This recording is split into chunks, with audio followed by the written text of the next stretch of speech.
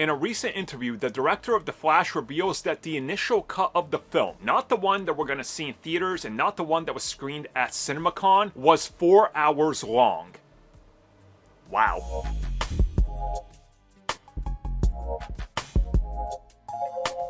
Okay, so just so we're clear on this, this is not the assembly cut. People get a lot of things confused. An assembly cut is when you assemble most things that you shot and you have a specific version of a scene. So if you took like 30 takes of one scene, you find the one that works the best and you assemble the assembly cut.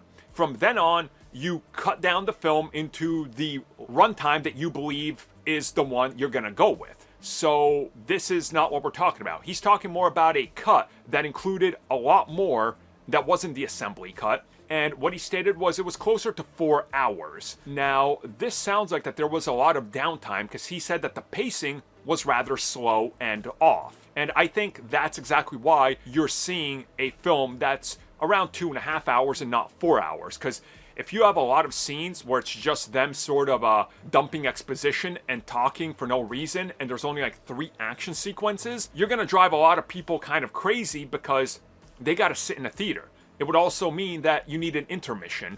A lot of people are going to be turned off by that. Also, it makes sense that you want repeat viewings on this and you want a film under 3 hours. So him confirming this is honestly kind of awesome because we don't have to speculate. And I like that he just outright came out and said, look, we tested it. The best version of the film is the one we got, which is the one that everybody's raving about.